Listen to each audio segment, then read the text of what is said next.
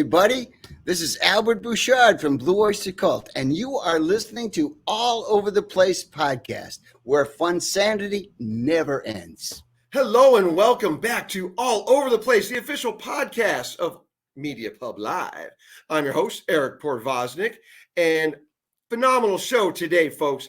I'm going to get the co-host in here right away. Jim Culver, how are you? I'm excellent. How are you? Awesome. All right.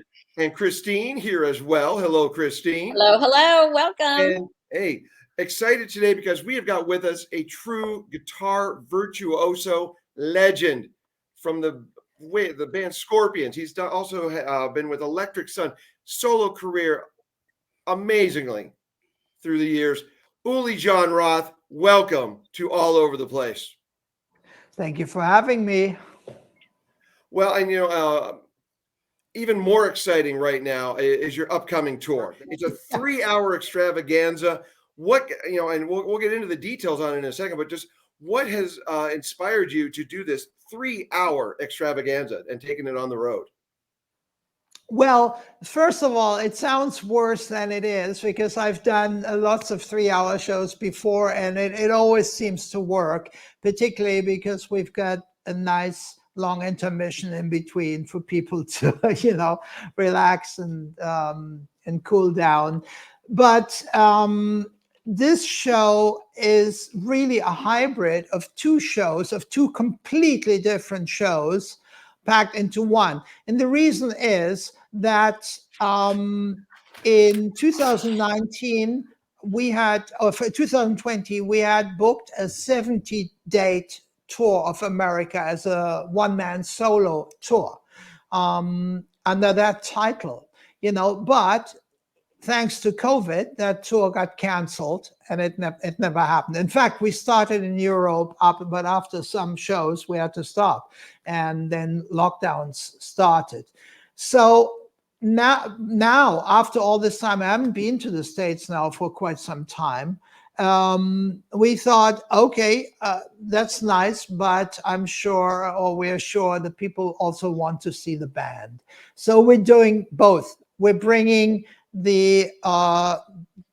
basically my one-man solo show, and then the second half is a full-blown rock show, 1.5 hours of my earlier material with the Scorpions, Electric Sun, a little bit of Jimi Hendrix, So that's why this tour is so unusual, because it's really two shows in the same evening. Still so much to do.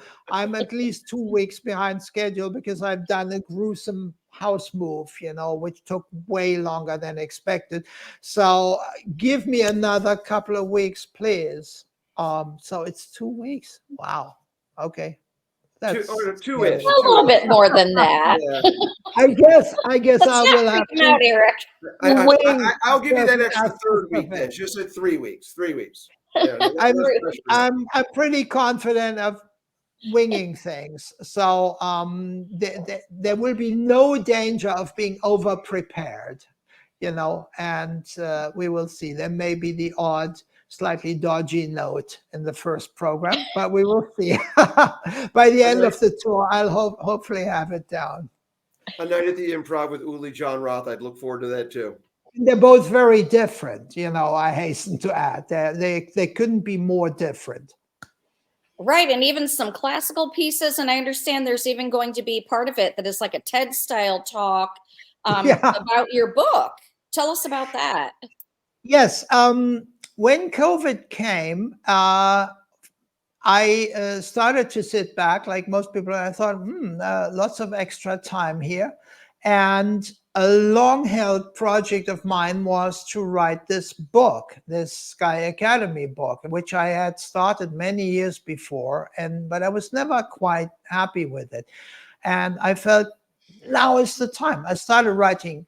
And after 2 years, this massive tome was finished. It's ended up being a coffee table book this size. In fact, no, I don't have it in this room. I should have had it in this room, but it's not here. So I finished writing this book in 2 years, and it ended up 600 pages with 1,000 pictures and illustrations. And um, I'm going to present this book, because it's all part and parcel of my general artistry, as part of an evening with Uli Jon Roth. So I'm going to do 15 minutes TED talk about, explaining what the book is all about, and presenting the book alongside, playing music. I'll have a very big screen. I'll be alone on the stage with that screen. The orchestra is playing on the screen. I'm playing some Vivaldi's Four Seasons, some classical pieces, and quite a few absolutely new pieces, which I wrote specifically for this tour, and which I haven't played in America before. And I also even do some flamenco playing on my 9-string sky guitar, nylon sky guitar. So it's quite an eclectic first half, with a lot of music and a lot of melody. And I'll be talking a lot, telling various stories. And then the second half is completely different. It's just a standard, quote unquote, standard rock show with a full band. And that's it. Different sound, feeling different. Everything different. So you really get 2 shows for the price of one. Absolutely. You get 2 shows for the price of one. Yes. And anytime you're dropping the word tome into what a book is, it's going to be epic. Yeah, it is a tome. Actually, it's almost 4 kilos. It's quite physically quite heavy, even. It's quite something. That's a hold it with 2 hands kind of book. I like that. Yeah, absolutely. Yeah, it's quite something. So, Uli, for those that don't know, what is Sky Guitar? And I understand that there's actually a Sky Guitar Academy also. Yeah, no, the Sky Guitar is an instrument that I invented back in 1982. It's a special type of guitar with a very extended range. A normal electric guitar has a certain amount of octaves you can play, like 3.5 octaves in the case of a Fender Stratocaster guitar, which used to be my main guitar. And as much as I loved that guitar, I always found that I wanted to play a little bit higher than that was possible. I wanted to play as high as a violin. So one day I came up with the idea to have a completely new guitar designed with a different shape that would allow me to do that. And that's the Sky Guitar came about. And we built some prototypes in the early 1980s, and I started playing them exclusively. Then 5 were built, of which my main one was called Mighty Wing, and that's a 7-string Sky Guitar. And then for 20 years, nothing happened. I just played the guitar until I was persuaded to actually put them on the market for the wider public, which initially I didn't think was a good idea because they felt very personal to me. But then I had a very persuasive friend, Elliot Rubinstein, who let me see the light of day. He said, basically, I would be able to do a lot of prototypes and experiment and take it to the next level. And that's what we did, So to cut a long story short, I've now got my own internet Sky Guitar where you can buy them to order. In fact, one just went to Arizona, and we've got lots of different models, and I'm playing these on that tour. And as part of the Interstellar Sky Guitar Tour, the extravaganza, you're going to be doing a seminar before all the shows at the stops in the tour. Is that? I do, but not in Arizona. That's the only one where we're not doing it. That's why I'm not mentioning it. We thought that for the first couple of shows, we're not going to do that because it'll be, and we'll have enough on our hands getting the particularly the first half under control, because I've done these a few times, but it's quite complex with the pictures, with the moving images, synchronizing everything. It's a handful. And to get this right, we thought, okay, do the seminars the rest of the tour, but not in Arizona. So I'm sorry to disappoint. As the all over the place. For Seattle, we play the Tractor Tavern. We're doing it in Seattle, and so basically, before each show in the afternoon in the same venue, I'm doing a 1.5 hour intensive seminar for guitar seminar, like delving into my various techniques, sounds, anything to do with guitar. And it's called The Sky's the Limit. Yeah. Well, as the guitarist on all over the place, who definitely needs the most lessons, it looks like I may have to come to Seattle and see Yeah. for that stuff. Sorry to cut you short, but there is we're doing a Sky Academy. It's all Sky, isn't it? It's all Sky. Sorry about that. I see the funny side of that also. The Sky Guitar I didn't even come up with the name Sky Guitar. It was my then manager. One day he said, "Oh, by the way, you're Sky Guitar." And I thought, that's a good name. So it stuck, So, but we're doing a Sky Academy, which is a 4-day seminar just prior to Arizona. Over Easter, we're doing that in Long Beach. Long Beach, I did see Long that. Beach, California.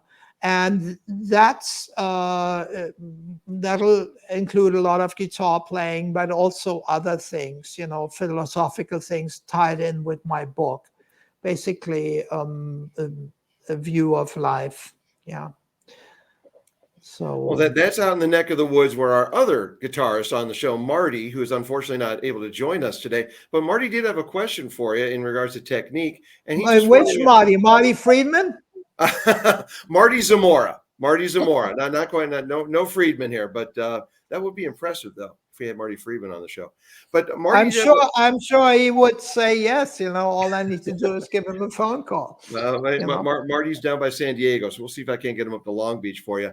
But he did have a question in regards to modern guitarists and them playing in their open guitar tunings, and he wanted to know what your thoughts were on them doing their one-finger bar chord shuffle up and down the fretboard. Why not? Yeah.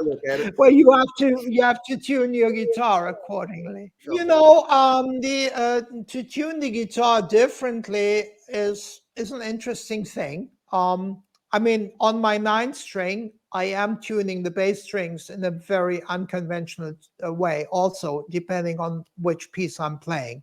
So I'm no stranger to different tunings. But to go like all the way with all the 6 strings, I have not done that a lot. But some people have, and like Jimmy Page, with great results. So yeah, I'm all for it. Another big part of taking this tour on taking it on the road is the release of it's the vinyl release of all your albums with Scorpions, and then also all the albums with Electric Sun. So what's it like? It's kind of like everything that's old is new again, everything that's new is old again with vinyl.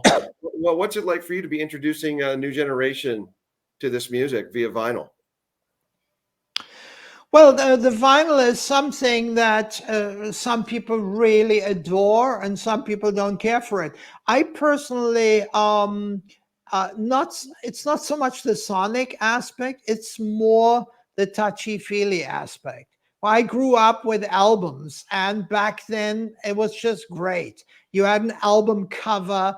You could, and each cover told its own story, and you used to ruminate when you were a teenager about that photo and what that meant, etc. come the little compact disc, and everything turned Mickey Mouse, and you need a looking glass to even see the fine print. It's just no fun for an artist to design artwork for a CD is hell. I've always hated it. I broke out of that box doing because I always used to do my own artwork for many years. When I did my Metamorphosis album, which was Vivaldi's Four Seasons, I designed a booklet like which when cinemas go. It was that big. The record company nearly went crazy, said, we can't do that. It costs $1 million, but they did. And it came out nice, and then, you could kind of fool yourself into believing you've got something substantial there. But it's fun to design artwork for an album cover, and I always think artwork is very important. So for when it came to do Earthquake, for instance, my first Electric Sun album, I designed a new cover for it based on the original, but we put a lot of love and care into making it like really looking really nice, and designed a centerpiece in the old style of the 70s, so to speak. But it was fun doing it because there was no physical restriction of this little box, So I think that's very important. And also, like when you have an album and you used to have the A side and the B side, you used to have to turn the table, take it out. The physical aspect of it, it's a little bit like a ceremony almost, it's kind of special. You bond with an album more than you do with a CD. And nowadays that bonding is completely gone because you've got iTunes or whatever, which I don't have, but most people do. Mm-hmm. And so it's just, they're consuming it just through the ether, which is, I guess, a very spiritual way of doing it. But that physical sense of connecting with it, it's lacking. And so I think that's why a lot of the younger generations don't really seem to connect with the artists anymore in the way they used to, and I think that this part of it is down to the purely physical culture of the streaming, which is like an ongoing thing, and things are not that special anymore, because it's unlimited. And yeah, like it's that physical connections. It's that almost, to me, it's a spiritual connection with the music. And on the flip side, though, I mean, I think what's your take on social media and being able to connect with your fans in that way? Well, it's a double-edged sword. I'm personally very weak on social media. Initially, I thought, oh boy, I don't want anything to do with it. But it is still one of the major channels, as a family tool for connecting. It is great, connecting people and all that. So social media can be great, although for a lot of people it's extremely addictive, and it turns into like almost like a nightmare. People get addicted to Snapchat and all these things, TikTok, whatever. I mean, my daughter is, I guess, an influencer. She's got her own TikTok channel doing very well, and they're growing. And, when I watch it, do I understand it? Not really. I don't really understand what's going on there, but it's working, horses for courses. So, as I say, the social media, the only one that I really take very seriously is Patreon, because I've got a little Patreon community. I take that seriously. I put a lot of time and effort into that because it's more real, and I can connect one-on-one. With Facebook, everything is so out in the open, like everybody's your friend, and of course people aren't. It's just a big consumption factory, and it is incredibly shallow. The way it's designed, it's like it really fosters the 5-second attention span mentality, which this present time is suffering from an awful lot, I find, So the internet as a whole, I love it.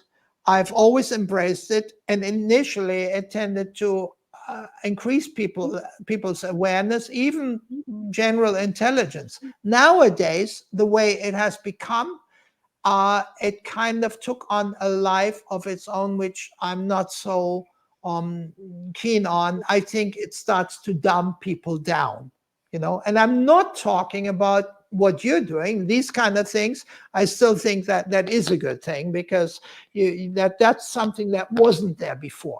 Anybody can come and now have a successful channel if they're delivering the goods and they're interesting. That is great. I'm absolutely for that.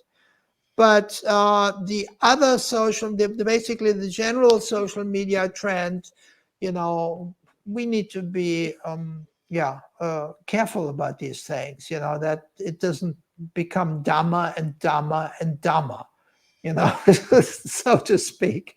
I live for the live music, and that's, to me, just being out on the road for you. What's it like for you? Just, taking the people who become aware of you on social media, or just the longtime fans, but getting out on the road. What's the most fun for you to be out there doing the live shows? Well, it is really the shows. I still enjoy doing the shows, particularly on this one, the challenge of doing my solo one. That is a real challenge. You really have to have your wits together, and it's mentally and physically demanding, because also I'm performing a lot of demanding pieces, very different pieces, each one with a whole set of different challenges. So that is something I'm looking forward to it, because I'm a sucker for I guess for overcoming obstacles.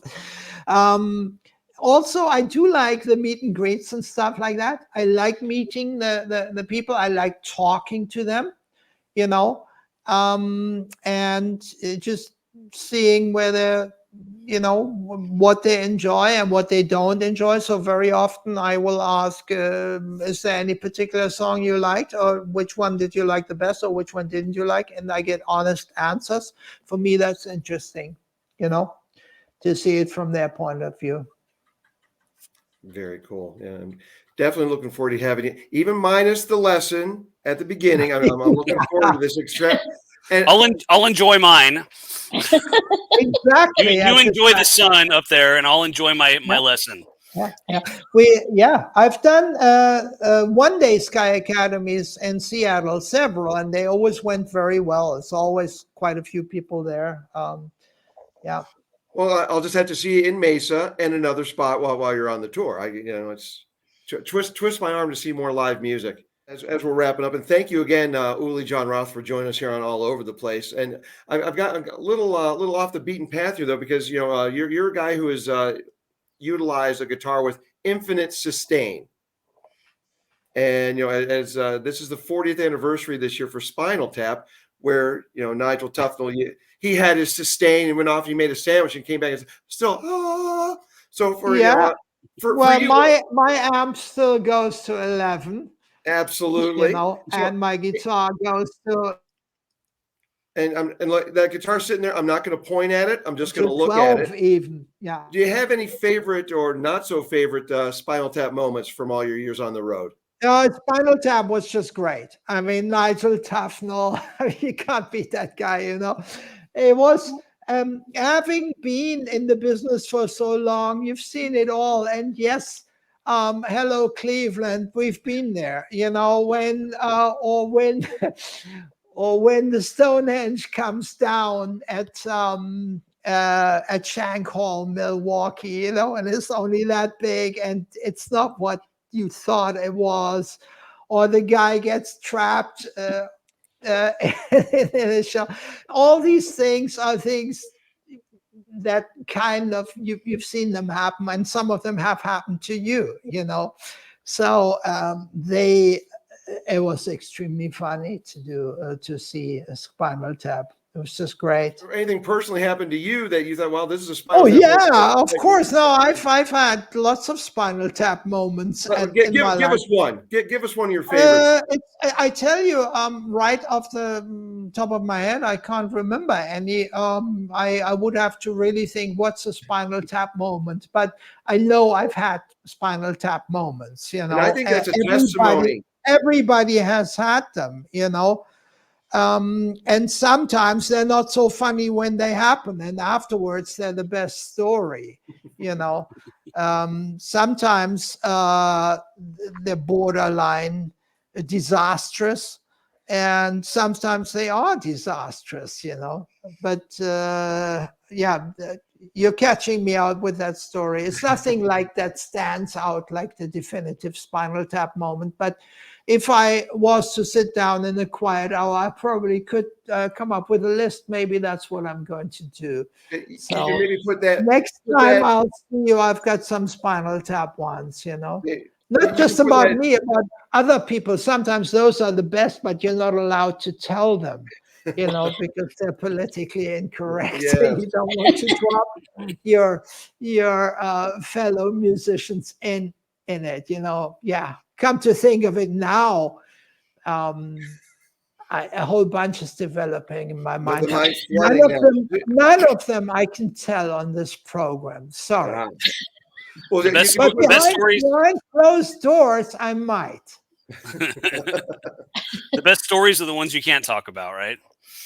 Yeah, I've got some real juicy ones. You know, I don't mean sex, drugs, and rock and roll. I mean like really weird stuff. You know, if I think about it, involving some famous musicians. I mean, you can't mention any names, and you can't do that. You know. I guess I'm a little bit on the boring side. I've never chucked out a television out of my hotel room. I've never actually even destroyed anything or a guitar. So I'm kind of boring in that sense, you know. Well, But, I still I'll look for interesting. these stories in search of the Alpha Law, Volume 2, the next tome. Which I have already started. See? Yeah.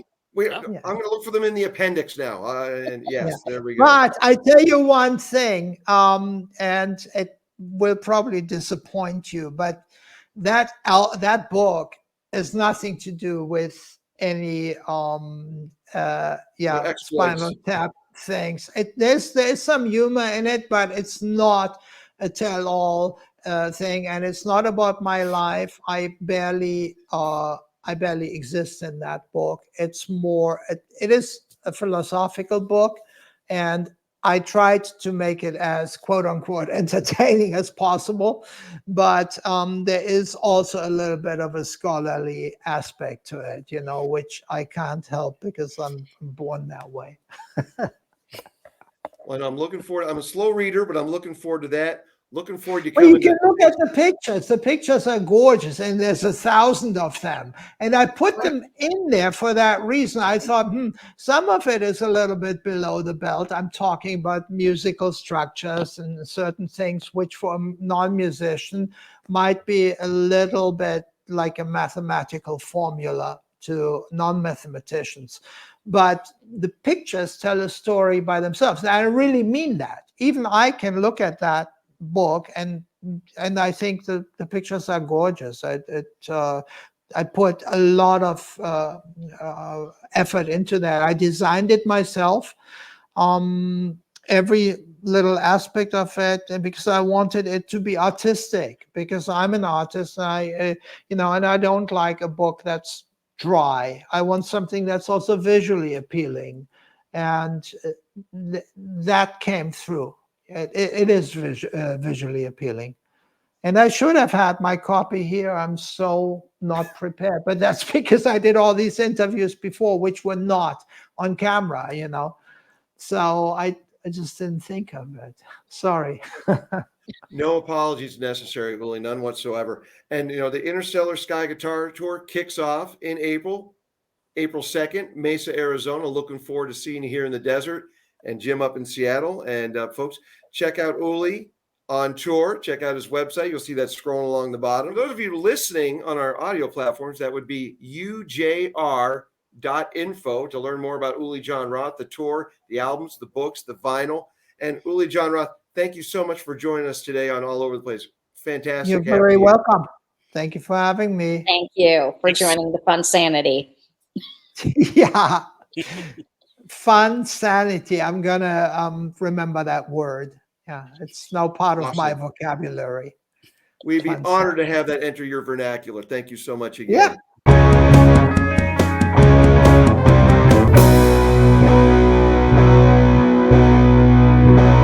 All Over the Place, where the fun sanity never ends.